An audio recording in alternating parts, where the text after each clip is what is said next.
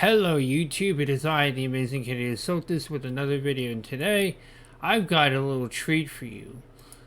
I've been looking through my hard drive and I thought I'd play a little bit of a clip of this pastor named Gene Scott, and I would remark on a video.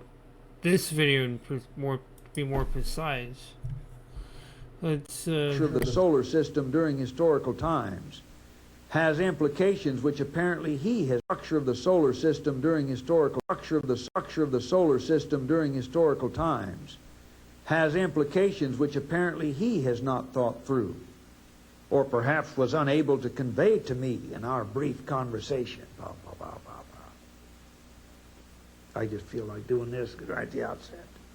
If in historical times there have been these changes in the structure of the solar system, in spite of the fact that our celestial mechanics has been for scores of years able to specify without question the positions and motions of the members of the planetary system for many millennia fore and aft, then the laws of mechanics which have worked to keep airplanes afloat, to operate the tides, to handle the myriads of problems of everyday life are fallacious. But they have been tested competently and thoroughly. In other words, if Dr. Velikovsky is right, the rest of us are crazy. And if you want to know who this man is, his name is Dr. Gene Scott. He died in, I believe he died in like 2005. Yeah, he died in 2005 March, I think, right around March of 2005. Very interesting man.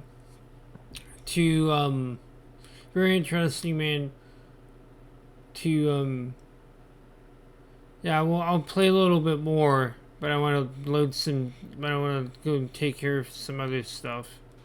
Yep, I believe I'm back.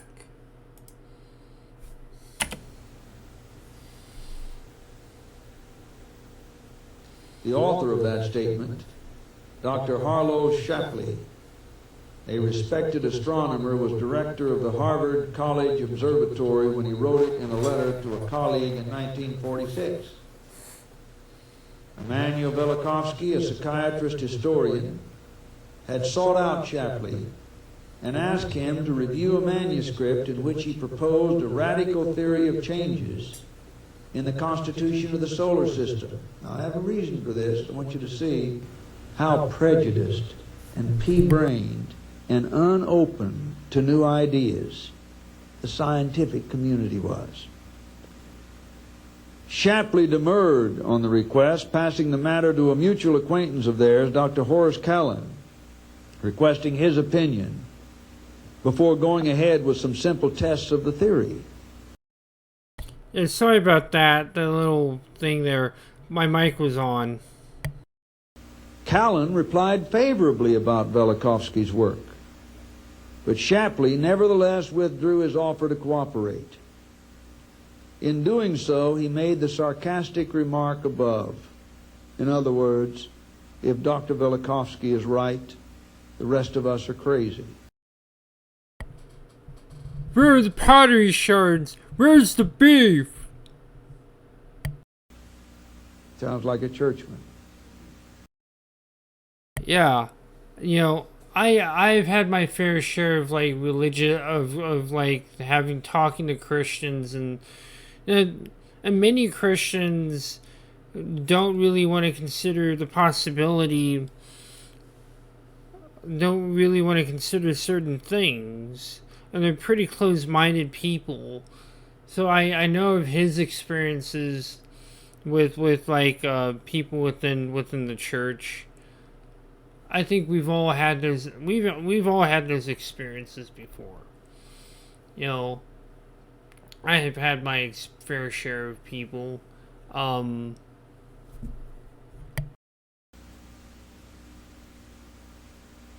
In doing so, he made the sarcastic remark above and thereby began his shameful role in what has come to be known as the Velikovsky affair. For many of his colleagues, Shapley's opinion amounted to divine edict.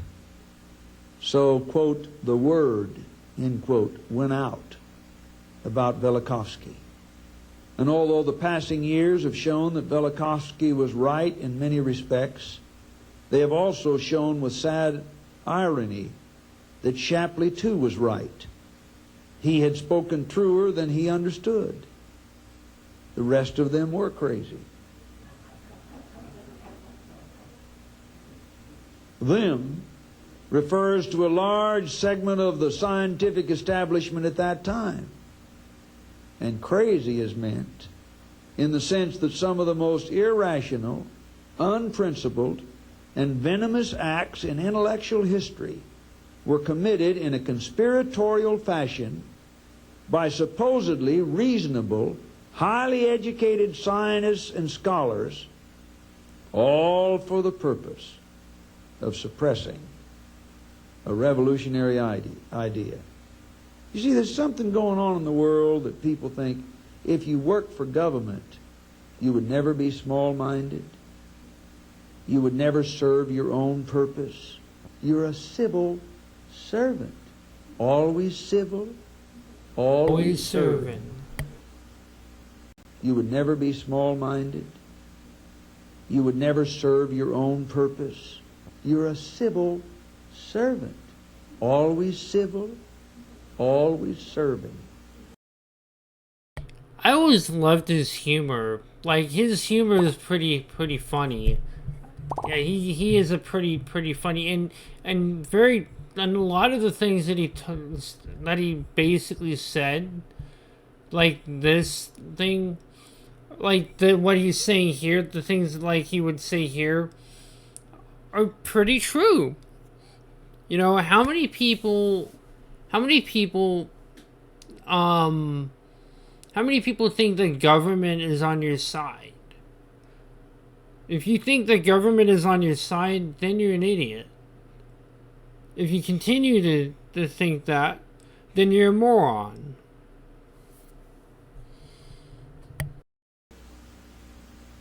You'd never tell a lie in court. If the government says it, it's the truth. When you deify government, God cannot lie. Scientists, psychiatrists, they never ever have emotions. They never get jealous. They never lie and cover up. Only churches must society be protected against. Only preachers would do anything like that.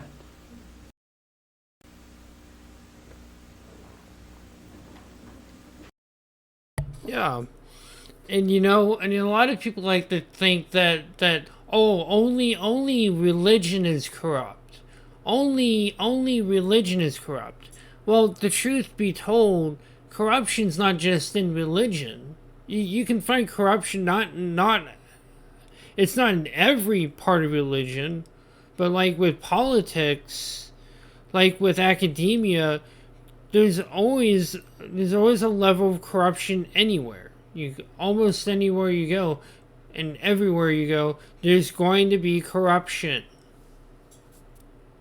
It's like this idea, which is why you should teach people this. That's why you should teach people what you see right here. Because if you teach people what you see right here, they'll be able to think much clearer and approach things with the perspective of what if I'm wrong?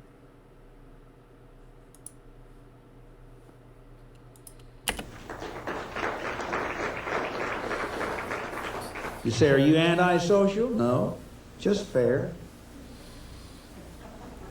Just fair. And too smart to be done in, which is the main thing that bothers them. If I were dumb, it would leave me alone.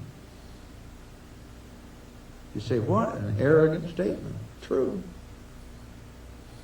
The statement was true and the arrogance is true. Both. True. Whoa, that isn't very humble. Ain't hypocritical either. Yeah. As I said before, his sense of humor. His sense of humor is like one of the greatest, one of my favorite things. His honesty. And even though I don't agree with everything he has ever said, nowadays I don't agree with everything he's ever said, I respect him more than I do most pastors, even today. Because even more so today, because I find a lot of pastors are like, oh, he's, or like, never really interested me into Christianity like this man did. This man did more to make me a Christian when I was a Christian than any other pastor. Gave me a better understanding of the religion than most, but I ultimately had to go outside of it to gain an even better understanding and appreciation for it. You know, you don't. I respect this man way more than most would.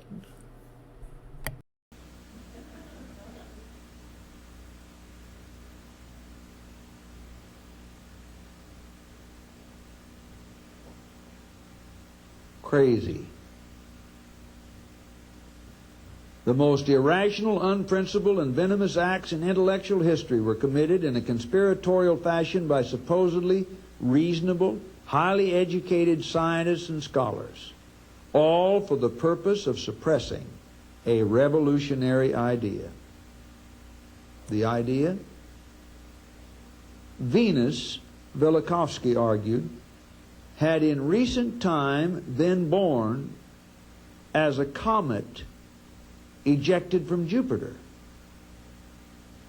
and had wondered, when you look at that morning star, Venus, have any of you been there? Were you around when it happened? I mean, is there anybody that you know that can tell you, well, I saw Venus when Venus was formed? I know. I was there. I was head of the Department of Astronomy. Our telescope was pointed to the spot. I know. I helped God put it together with my Tinker toy set. Where do these scientists get their ideas?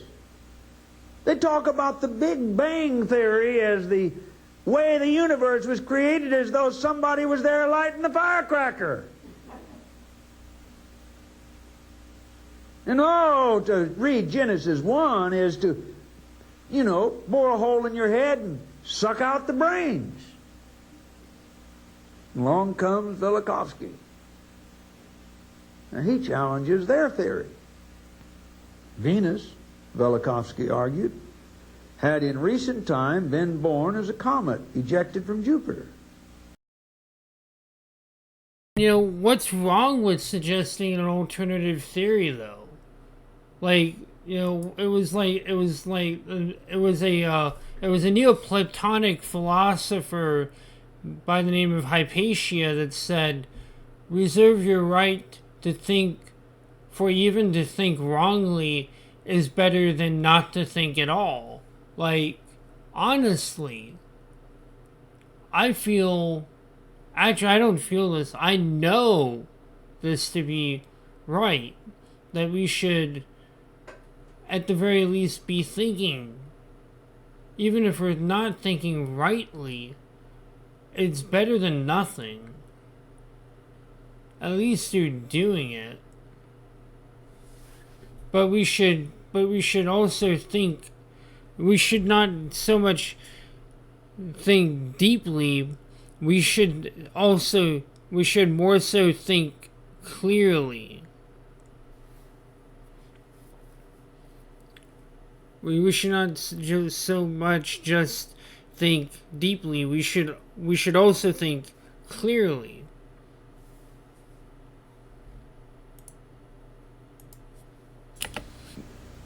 And had wondered the solar system. By the way, has anybody satisfactorily explained to you why Jupiter has so many moons? Venus was born as a comet ejected from Jupiter. And hey, I am not arguing Velikovsky's position. But I think I'm honest enough to say nobody yet has taken pictures of a happening to disprove it. Venus, Velikovsky, I think I said that before, had in recent time been, am I boring you? Been born as a comet ejected from Jupiter. Am I boring you? They used to do that a lot. And had wandered the solar system, nearly colliding with the Earth in the 15th century BC. Yeah, I don't think I'm going to play the rest of this clip because, you know, if you want to go look for it, I'll put the name of the video, where to find, not where to find it. You'll be on your own for that, but what the name of the video is, and you can find it that way. In fact, I can show you what the name of it. It's basically that name, and yeah, he did a bunch of like other different videos, but if you want to go look for more of his stuff, you can. I'm not going to link to it.